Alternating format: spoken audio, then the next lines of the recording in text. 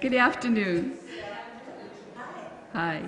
The Unitarian Universalist Women's Group welcomes you to our spring program, and we invite you to join us in the parish hall after the performance for some really delicious-looking treats. Before I introduce our featured performers, the UUW would like you to know that we are an organization dedicated to fellowship, worship, education, service, and giving. We coordinate monthly volunteers to prepare and serve food at My Brother's Table, and we also organize and deliver donations to the Swampscott Food Pantry. Recently, we have supplied monetary support to various nonprofits in our area, such as the Barton Center for Diabetes Education, the Lynn Shelter Association, HAWK, Project COPE, Operation Bootstrap, and the REAL program, as well as scholarship assistance to deserving students. But sometimes we just like to enjoy ourselves. So every December, we present a musical program of Broadway hits and Christmas tunes, and we do hope that you'll join us again at that time.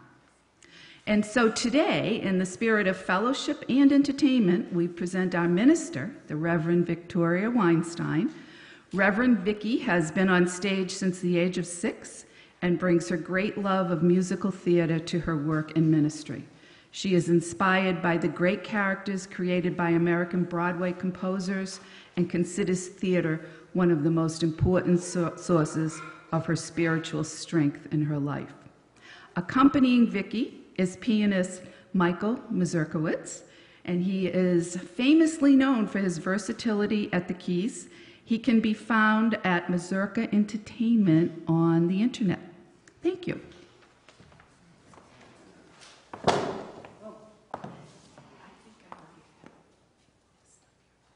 That's okay, I'll fix it. Yeah. Hi! I'm so glad you all came. Thank you. And thank you so much. Mary Spiropoulos, who's chairing the UU Women of Greater Lynn right now, said to me, hey, would you do our April program? And I said, sure. You know, what do you want? A little theology, a little lecture on Emerson, a little... And she said, you know what? Would you sing?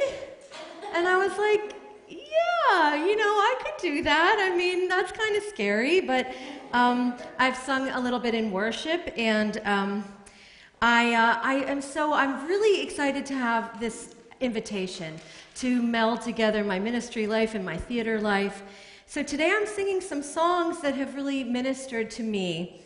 I have to say that I was a member of the Church of Broadway long before I was really a member of any religious tradition. I was raised Unitarian Universalist, but I was a devotee of the gods of comedy and tragedy. And when we think about the theater, we have to remember that it was originally, it's an ancient religious ritual and had religious importance in the ancient Greek world. So I'm part of that. I worship God and also Dionysus and some of those gods. The theater is a temple.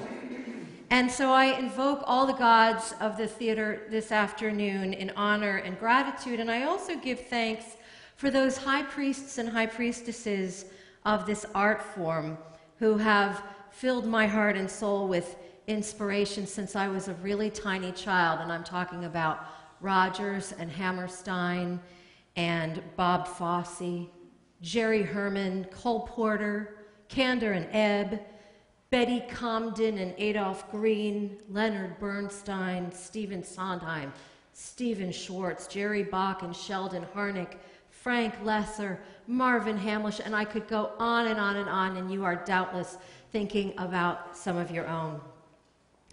I should tell you that the very first time I appeared on any stage, I was about 4 years old, and it was at the Unitarian Universalist Church of Westport, Connecticut. I was singing in the talent show. My mom put on a big fuzzy lion's mane and sang If I Only Had the Knife.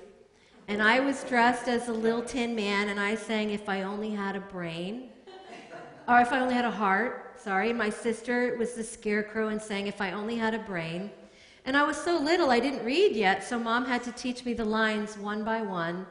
I remember kneeling down on the floor and looking at the bedspread. She had put out the lyric sheets, and she would just patiently teach me. line by line. I want to tell you that my mom was a devoted stage mother, but not in the terrible way, not in the, I have a dream kind of way, but in a wonderful, supportive way. She and my dad had actually met while doing a production of Guys and Dolls by Frank Lesser. My mom played Miss Adelaide, and my father played Harry the horse. And there's actually a picture of that production in the back table, on the back table in a red frame. And so I grew up hearing this song as a lullaby, and it always comforted me. I love you, a bushel and a peck, a bushel and a peck, and a hug around the neck, a hug around the neck, and a barrel and a heap, a barrel and a heap, and I'm talking in my sleep about you, about you, 'cause I love you, a bushel and a peck, you bet your pretty neck I do. Do-do-do-do-do, do-do-do-do-do, do-do-do-do-do-do.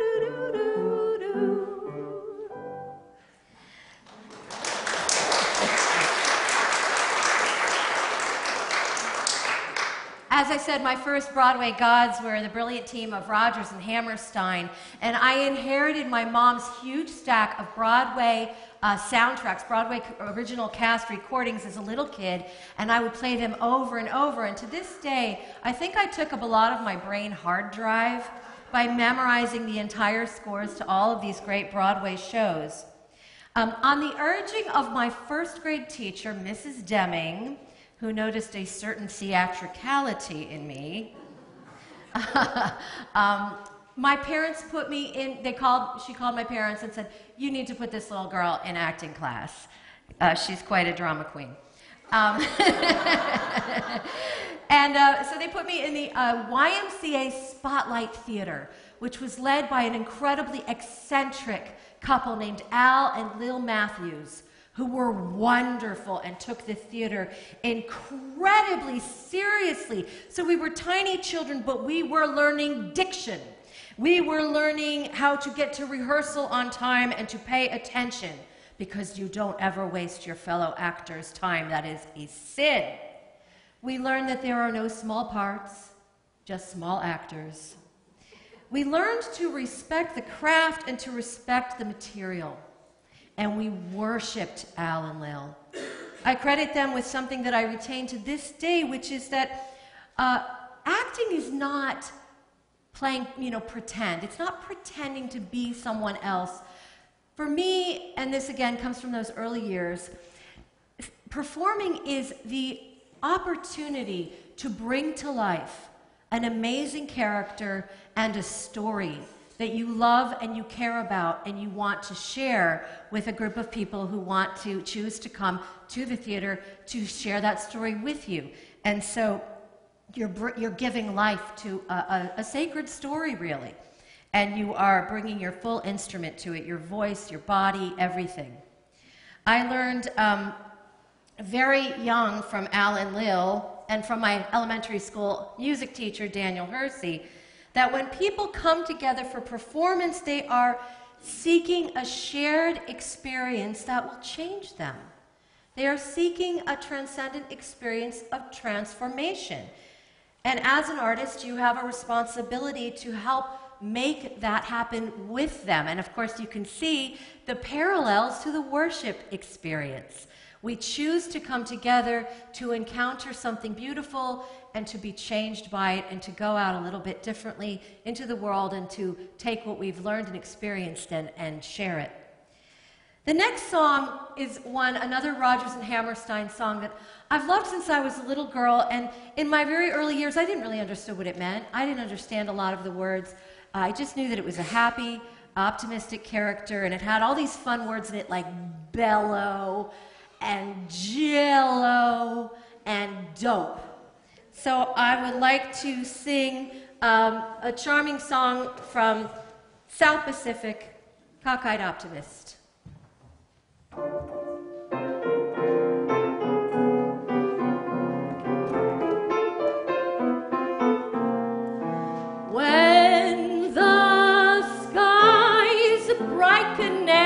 Jello. I forget every cloud I've ever seen.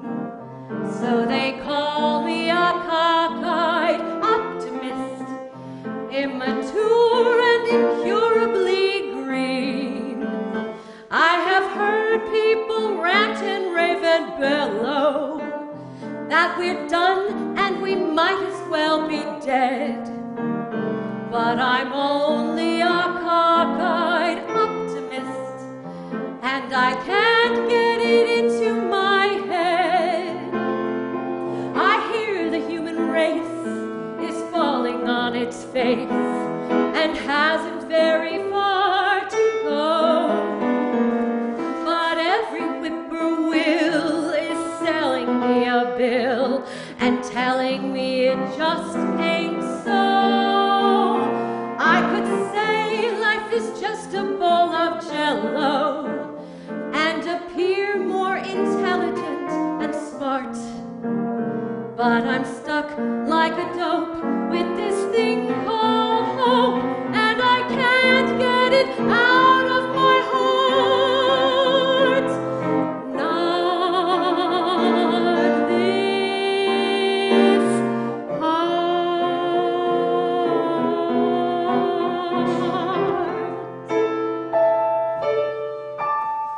And that's Nellie Forbush. Thank you. My mom played Nellie Forbush, and so I feel like that's another one that was just sort of in me for a long time. I want to tell you about the first time I went to an actual big production, and it was another Rodgers and Hammerstein. I was about, 4 or 5 years old, and I went to see two of my cousins, Abby and Pam, were playing, and by the way, I have some cousins here with us this afternoon. My cousin Ronnie, and her daughter Ryan, my little cousin. So we love theater in our extended family. So I went to see The King and I, that wonderful show. You remember the March of the Siamese Children? Da da da da da da da da da da da. So it was just so exotic, it just blew me away.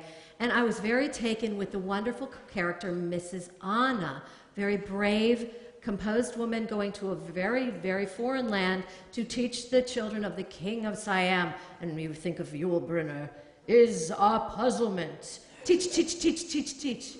And she just stood up to him, and remember, he's always trying to get her to lower her head. Mrs. Anna, why is your head higher than mine? And they have that incredibly, the sexiest moment ever on a musical comedy stage, and, nothing at all, but he just puts his hand on her waist. Remember that moment? Shall we dance? I can't even. This show was so powerful for me, and I remember being awed and frightened and didn't really understand what was going on in the ballet of the Little House of Uncle Tom, which is choreographed by the great Jerome Robbins for the Broadway stage using traditional Thai folk dance moves to tell the story of Uncle Tom's Cabin. So there was this whole slavery subplot in the show. Anyway, I was completely enchanted, and after the show, we all went backstage. So I'm like this little tiny kid. We went backstage to congratulate my cousins, and I grabbed hold. It was very crowded back there. I grabbed hold of my mom's coat belt, and we went through the crowd, and we were like moving our way through the crowd. By the time I got to the out in the clear hallway through the crowd, I noticed that I was no longer holding on to my mommy's coat, but I had accidentally gripped the hem of one of the performers. And so I was holding on to a costume, one of those silky, beautiful costumes of a lady of the ensemble. And I was frozen in terror because I had touched her. And to me, she was like a god. I mean, she was not a real person. I was just so embarrassed. And she turned around and looked at me, and I'll never forget because I could see her makeup up close, and she had all this eyeliner. And she looked at me and said, "Honey, are you lost?" in just like this regular Western voice, you know, like she probably was like 17 years old, you know, from Norwalk, Connecticut. And I can't tell you, I was absolutely so overcome, I couldn't speak. And I think my mom found me like that, like. I had such admiration for these people who could transform themselves and bring me into a completely different world, and then be backstage like, honey, are you lost? You okay? And so it's just an incredible first memory of the power of theater. I want to sing a song from The King and I, and this is one of those songs that has, the whole score for The King and I to me is one of the most beautiful scores ever written for the musical theater. And sorry, I'm just messing with my mic a little. This song is sung by the King of Siam's chief wife, Lady Tiang, and she sings it to Mrs. Anna by way of explaining her very difficult husband, her domineering husband. This song has always reminded me of a domineering, hot-headed, very difficult, stubborn man who also loved his children very much and needed to be forgiven again and again, and that is my father.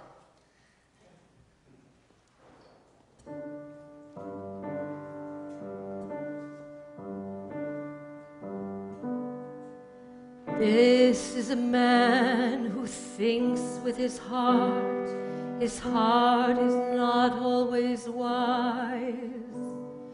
This is a man who stumbles and falls, but this is a man who tries. This is a man you forgive and forgive, and love and protect as long as you live.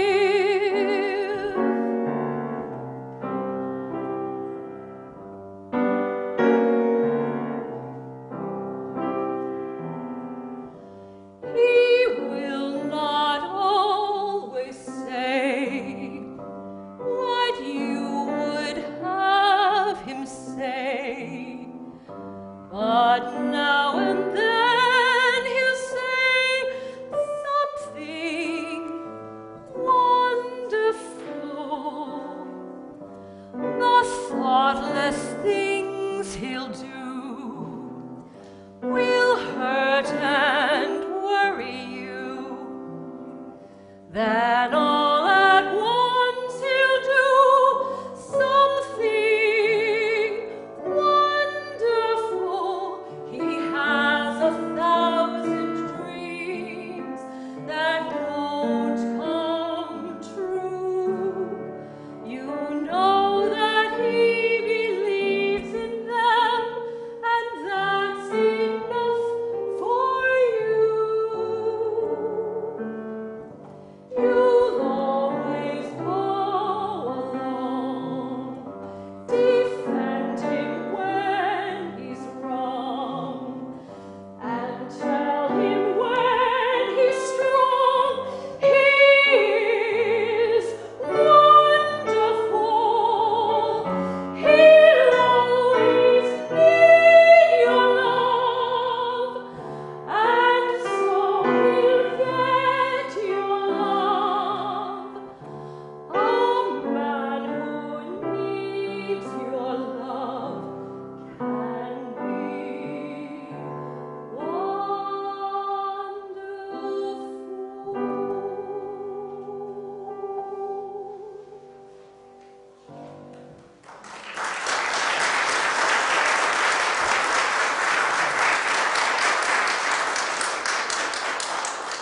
Thank you. Oh, Rodgers and Hammerstein, man. Michael and I were saying how those chords at the beginning just get to us, the bum, bum, bum, bum. Wow, that is a song. Whew, okay. So where are we going next? I was growing up as a theater rat, and I was doing my thing at Al and Lil Spotlight Theater, playing all these great parts like Lori in Oklahoma. Many a new day, la, la, la, la. and Lily in Carnival, and I see Miss Mira way back there singing songs like Love Makes the World Go Round, Love Makes... These are my ingenue years, right? And I got into the 6th grade, the great big 6th grade, but I'd already racked up a lot of performing by then. And we were going to be doing the spring musical was going to be Once Upon a Mattress. Really cute show about the Princess and the Pea. And, of course, I wanted to be the princess, right? It's the Carol Burnett part on Broadway, Princess Winifred. And Dan Hersey, my elementary school music teacher, whom I've already mentioned, pulled me aside, and he was handing out the scripts and assigning the roles. And he said to me, I know you're going to be disappointed. I want you to play Queen Agravain. The name says it all, right? She's a wicked, kind of a comic villainess. And I was crushed. And he could see it in my face, and he said, Vicki, I need to tell you, honey, you're a character actress. You're not an ingenue. Can you imagine hearing that in 6th grade already? Like I was already, pack it up, that's it for you. And I was later to totally appreciate getting to play all these comic villainess parts, and I've played like Mrs. Lovett in Sweeney Todd, and bake people into meat pies, and just a whole, I sort of specialize in them. But at the time, this was my first, comic villainous role, and I did my best to embrace it. There's a picture of me in that part in 6th grade with my big hat that Mom made on the back table there. So here's a little snippet of the kind of song you get to sing when you are the queen, the comic villainess, meanie part.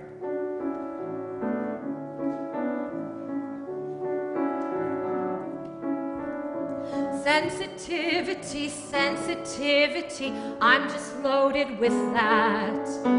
In this one word is the epitome of the aristocrat. Sensitive soul and sensitive stomach, sensitive hands and feet.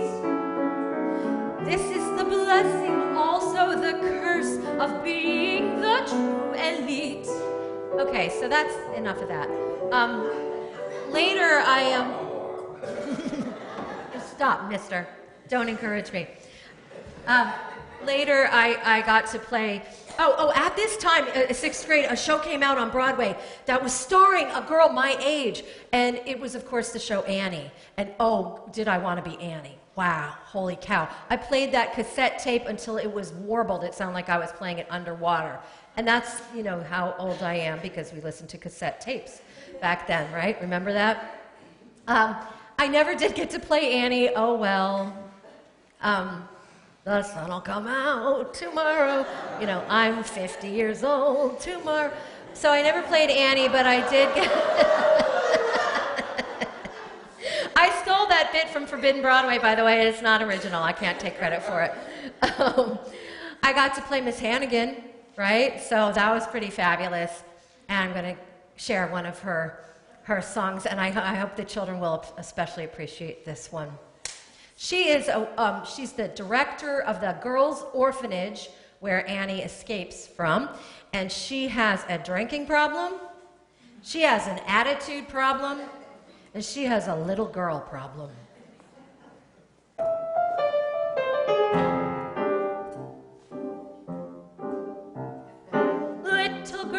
Little girls, everywhere I turn, I can see them. Little girls, night and day I eat, sleep and breathe them. I'm an ordinary woman with feelings. I'd like a man to nibble on my ear, but I'll admit, no man has bit. So how come I'm the mother of the year? Little cheeks, little teeth, everything around me is little. If I wring little necks, surely I will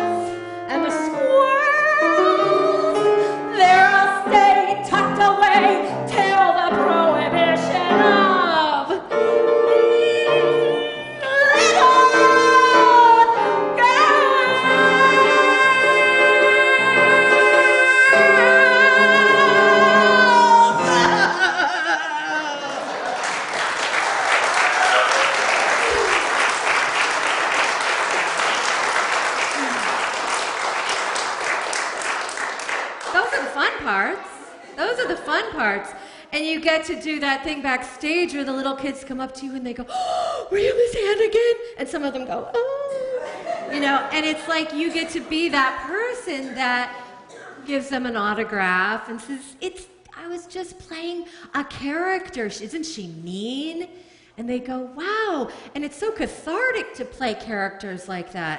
It's, you know, we have this shadow side, and so getting to see a character like that and laugh at her and see ourselves in these characters, they're wonderful. That's why we love them. Let's see. So,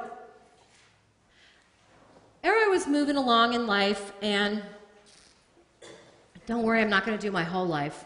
That would be a really long time. And I was part of this theater community, really, and theater, like church, really does create community.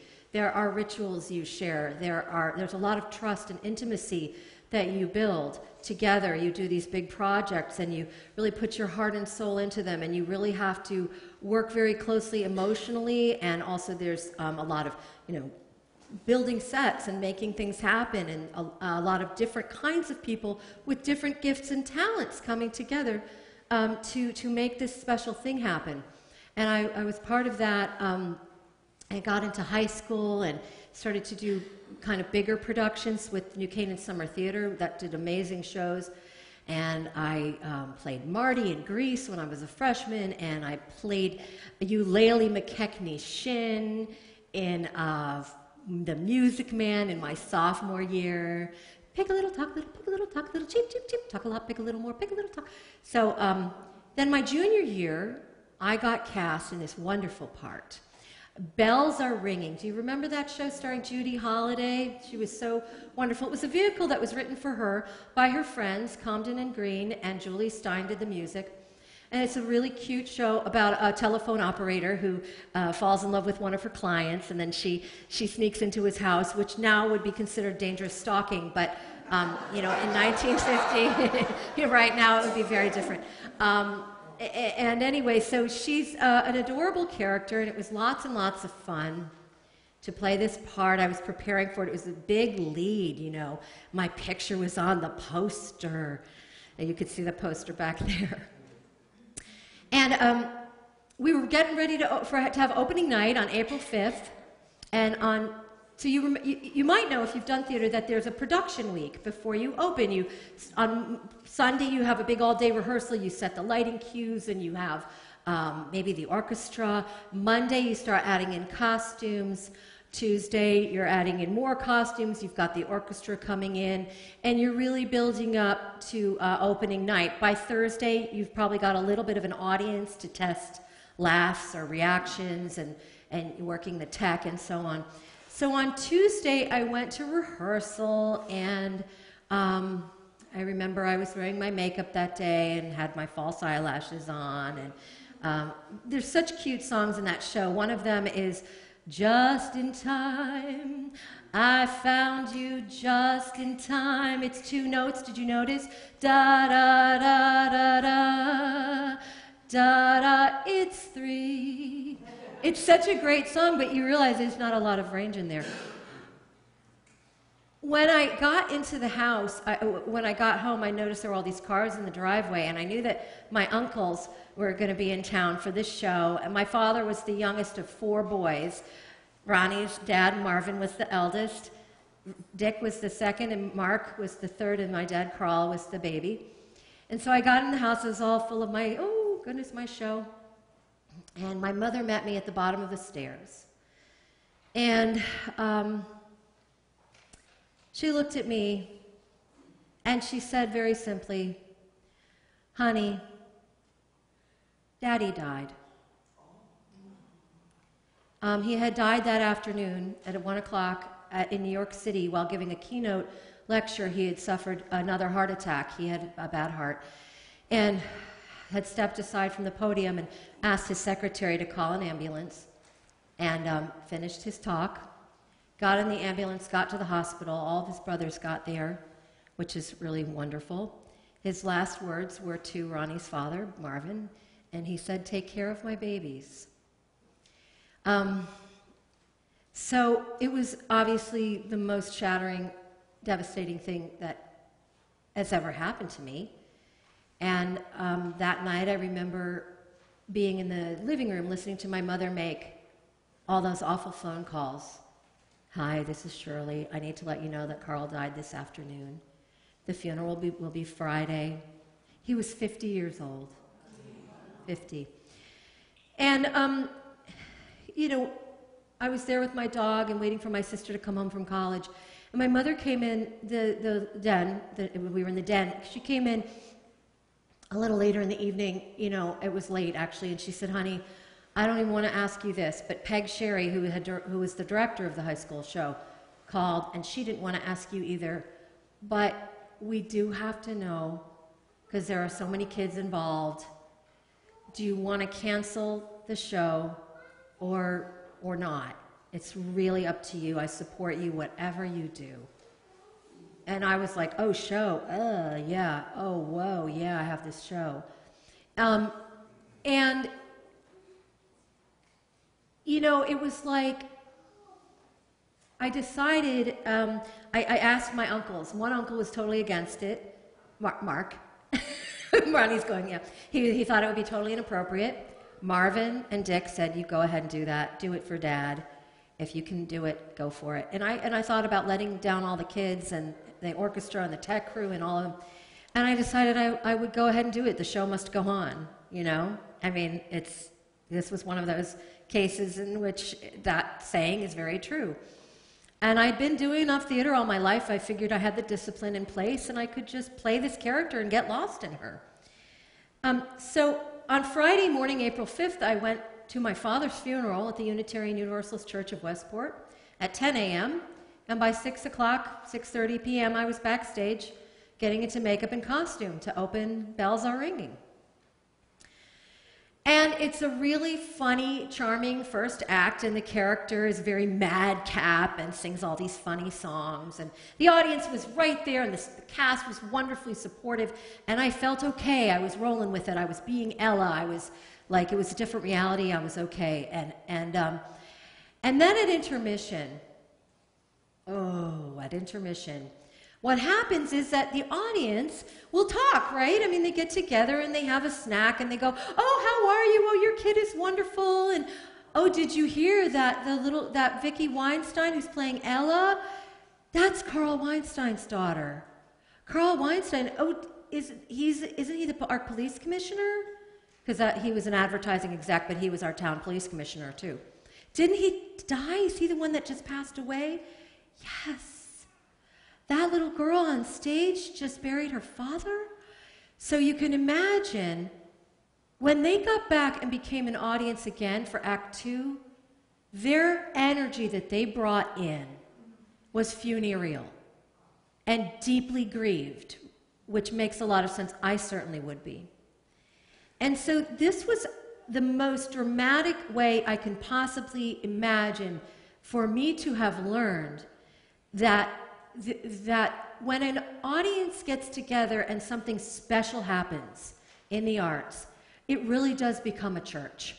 I think about some of the astonishing productions I've attended or musical productions, choral productions, and this thing happens, this energy, and you really become like a worshiping congregation. There is a sacred spirit of love and care and energy that it flows between the performer and the audience.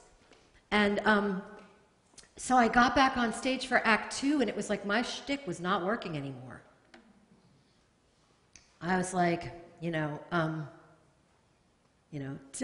da, oh my God, everybody's just like sad faces, Ronnie, were you there? Okay. But and I remember I was like getting kind of frantic, help, you gotta laugh. And my co-star and my director, God bless her, she was right backstage. She was like, honey, calm down. It's okay. They're not going to laugh like they've been laughing. They're with you. They're loving you. They're giving you the support. Just bring the gift. Give the gift. Don't try to make it happen. Just be Ella. Relax. This song is from Bells Are Ringing, and it happens when Ella's romance comes tumbling down because the man who's in love with her doesn't know who she really is and that kind of thing. But of course, this has always been a song that has very a poignancy for me that it never would have otherwise had.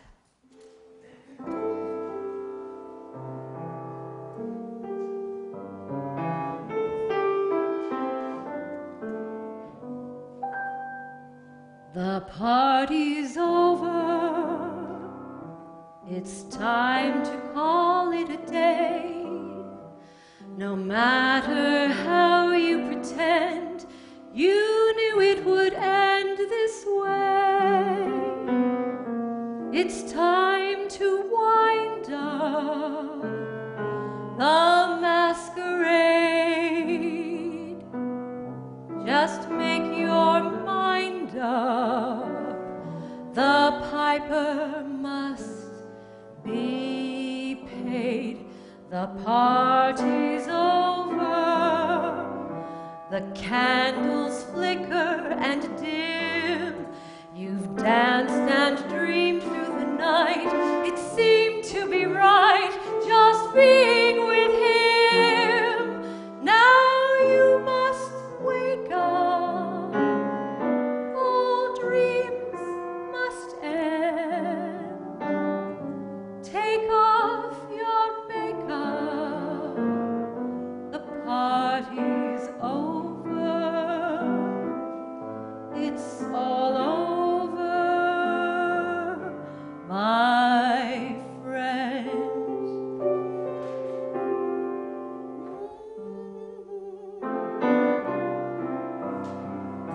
It's time to call it a day. No matter how you pretend, you knew it would end this way. Now you must wake up. All dreams must end. Take off your makeup. The party's over. It's all over, my friend.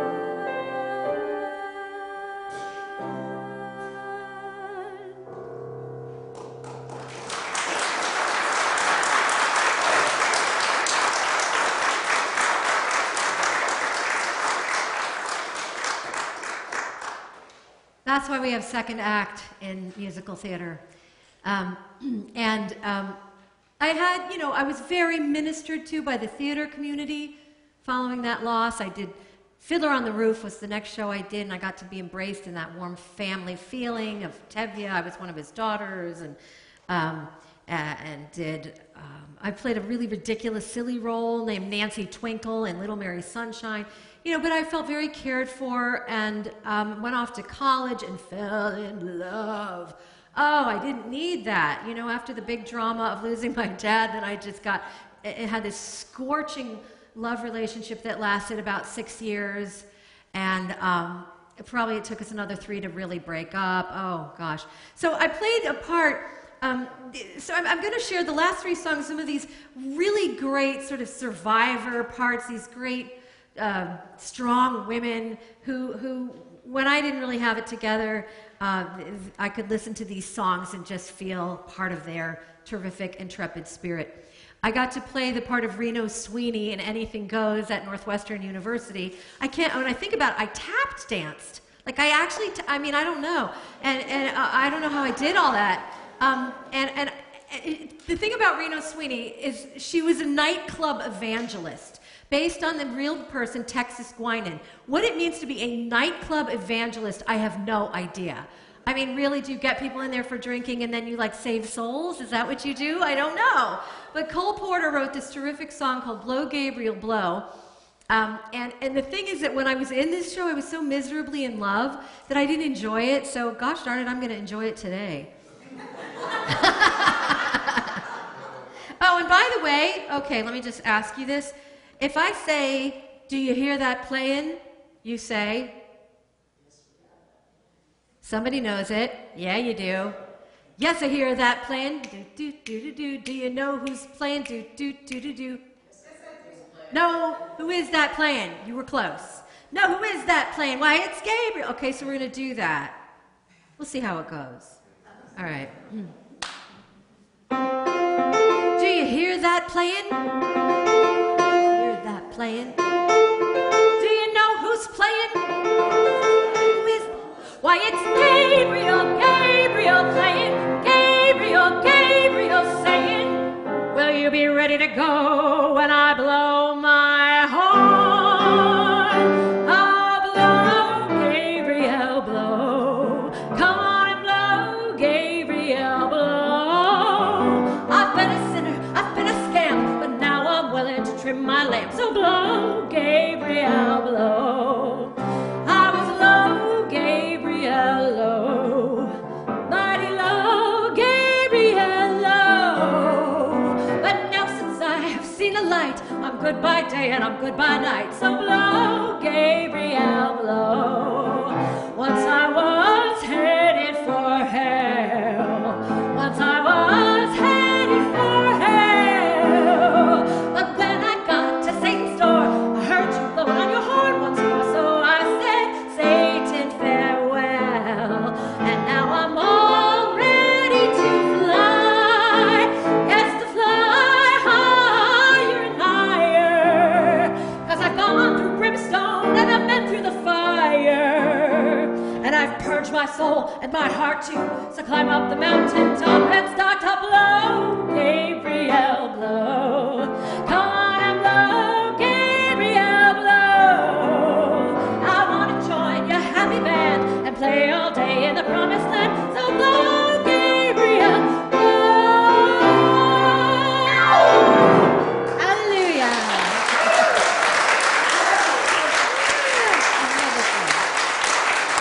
All right. One of the shows that has always meant the most to me, and I'm going to grab some water here, is a show that I've seen since I was a little kid and loved it. I've never played this part, but I was in the ensemble when I was 15. And this is a beautiful part written by Thornton Wilder originally and then turned into a musical, and the lyrics and music by the great Jerry Herman, who writes some of the best women's roles. And the thing about Dolly Levi is she is such a lover of life. And I've always really resonated with her. She's a meddler, you know. She has this great opening number where she sings, I have always been a woman who arranges things. It's my duty to assist the Lord above. I have always been a woman who arranges things like luncheon parties, poker games, and love. You know, so she's got her hand in there and everything.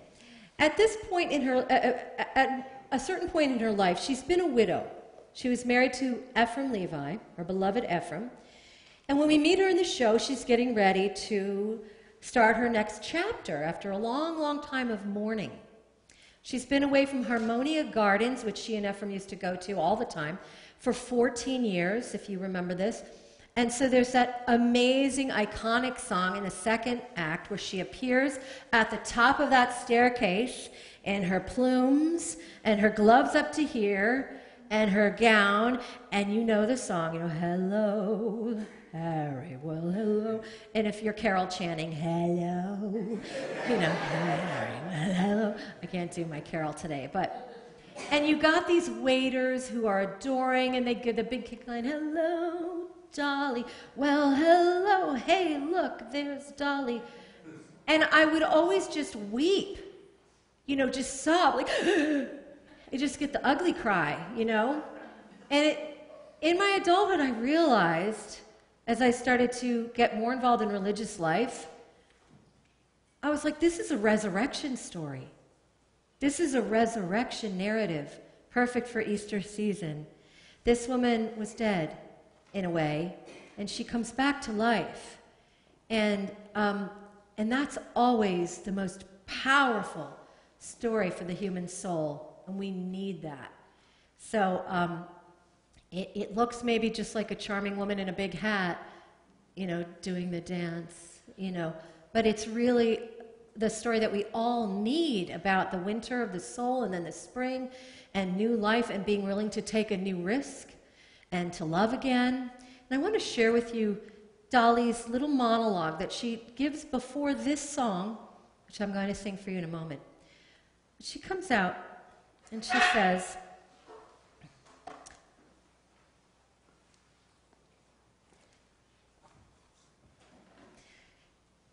Ephraim, let me go. It's been long enough, Ephraim. Every night, just like you'd want me to, I've put out the cat, made myself a rum toddy, and before I went to bed said a little prayer to thank God that I was independent, that no one's life was mixed up with mine. But lately, Ephraim, I've begun to realize that for a long time, I have not shed one tear. Nor have I been for one moment outrageously happy. Now, Horace Van de Gelder, he's always saying the world is full of fools, and in a way he's right, isn't he? I mean himself, Cornelius, Irene, myself. But there comes a time when you've got to decide if you want to be a fool among fools or a fool alone. Well, I have made that decision, Ephraim. But I would feel so much better about it if you could just give me a sign, any kind of sign, that you approve. I'm going back, Ephraim. And Ephraim, I want you to give me away.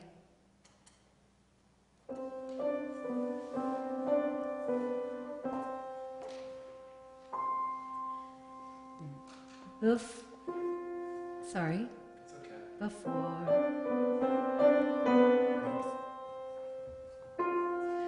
Before the parade passes by, I'm gonna go and taste Saturday's high life. Before the parade passes by, I'm gonna get some life back into my life. I'm ready to move out in front. I've had enough of just passing by life with the rest of them, with the best of them. I can hold my head up high, for I've got a goal again. I've got to drive again. I'm gonna feel my heart coming alive again before the parade passes by. Look at that crowd up ahead. Listen and hear that brass harmony growing. Look at that crowd up ahead. Pardon me if my old spirit is showing. All of those lights over there seem to be telling me where I'm going. When the whistle blows and the cymbals crack and the sparklers light the sky, I'm gonna raise the roof, I'm gonna carry on. Give me an old trombone, give me an old baton, before the parade passes by.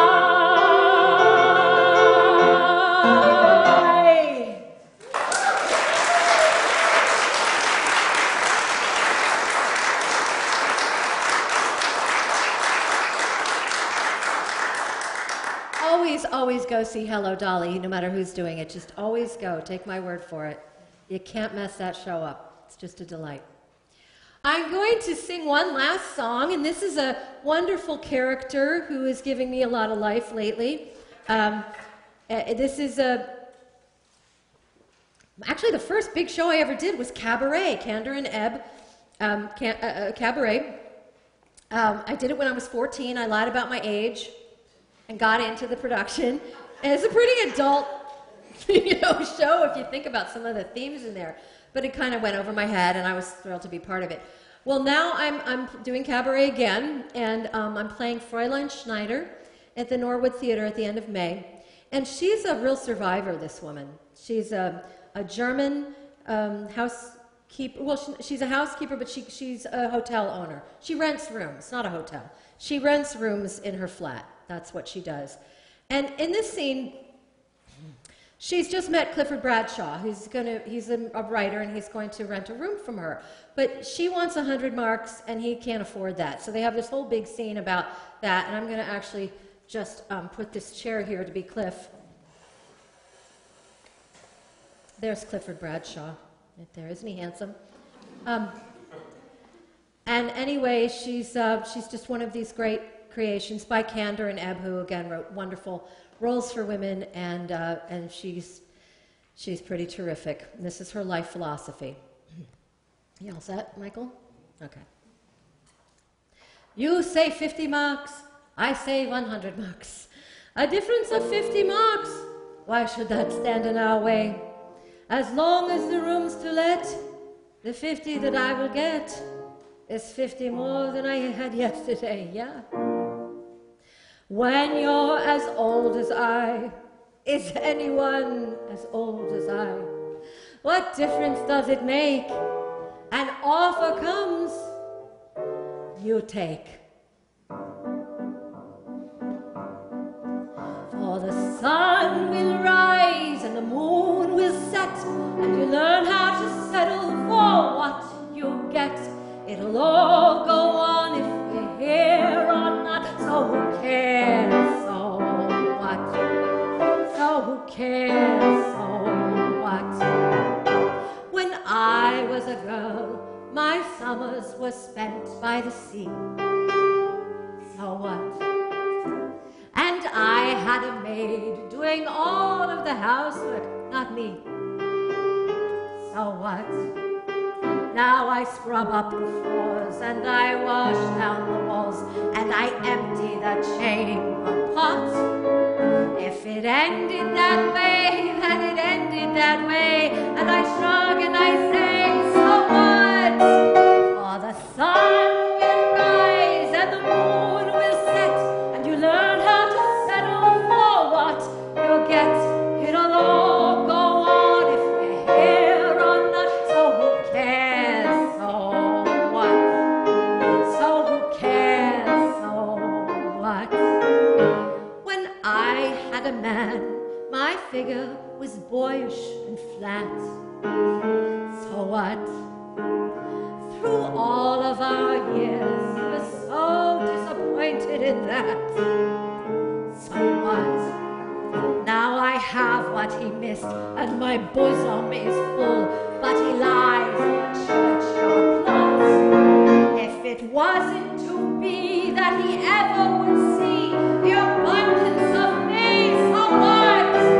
For the sun will rise and the moon will set, and you learn how to settle for what you get. It'll all go on if we're here or not, so who cares, so what?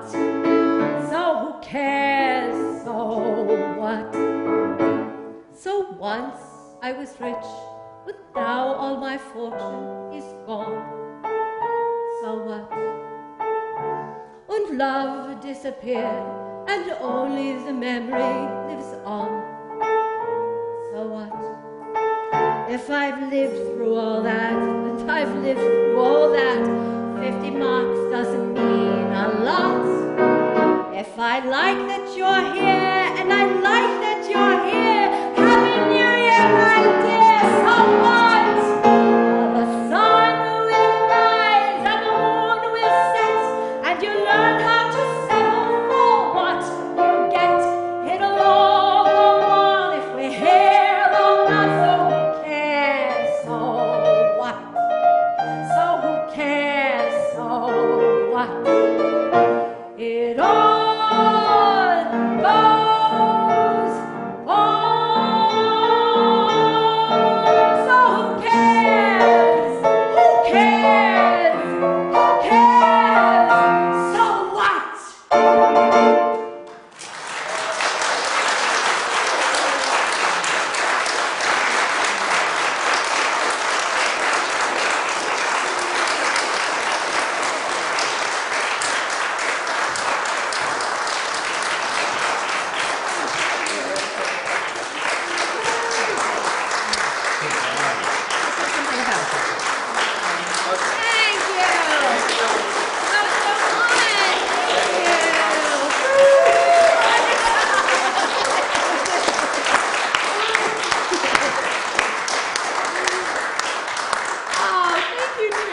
Thank you. Wow. Mwah. Thank you. Thank you so much. I can't tell you what a joy this was. And so the UU women of Greater Lynn are now inviting all of us to a reception, and so we can go visit and have some refreshments. And thanks so much again. Thank you.